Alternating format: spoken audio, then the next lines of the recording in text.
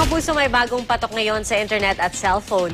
Isang artificial intelligence conversation application na walang sawa ang pakikipag-chat sa inyo.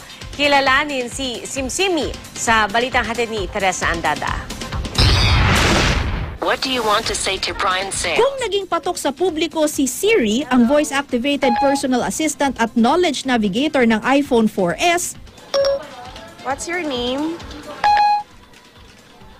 My name is Siri. But you knew that already. na nagkaroon pa nga ng spoof na si Vanji, Vanji, ano weather today?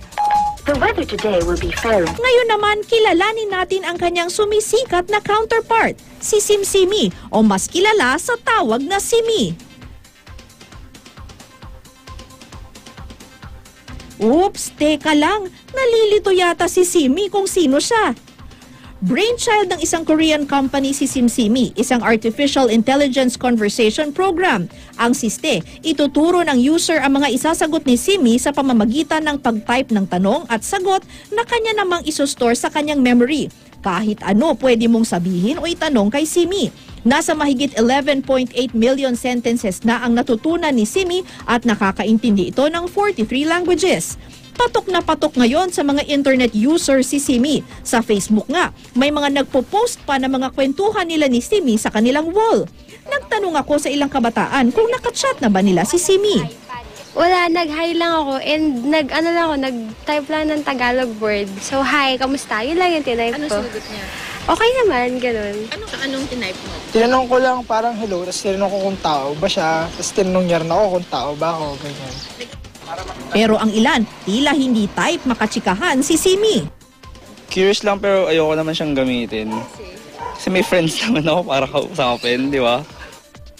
Wala lang naman yung tanong, pero sumasagot pa rin siya. So parang hindi ko magets yung sense kung bakit kailangan pa ng ganun o bakit ginagamit pa siya. Kahit bago pa lang si Simsimi, may mga sagot siya na jejemon yung dating, minsan slang o colloquial, kasi maraming kabataan yung naaliw dun sa paggamit nito.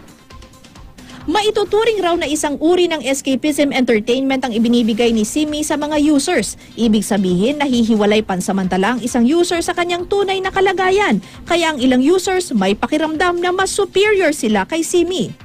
So parang venue yon para mag-vent ka ng iyong frustration. Kaya kung wala kang mamurang ibang tao, siya na lang imumurahin mo. O kaya kung masaya ka naman, pwedeng siya rin yung una mong kausapin. At gaya ng ibang social media, hindi maiwasang may mga umabuso. Ang iba kasing users, tinuturuan pang magmura si Simi. Pwede namang i-report ito para matanggal sa kanyang memory. At imbis na kung ano-ano raw ang ituro kay Simi, Mas mainam siguro makapaggawa ng mga computer program na nagbibigay aliw tulad ng Simsimi, pero ang layunin ay mapaunlad yung sariling wika. wala naman daw masama sa bagong kinababaliwang ito ng mga kabataan. Basta wag lang daw kakalimutan ang iyong mga tunay na kaibigan. Teresa Andrada, GMA News.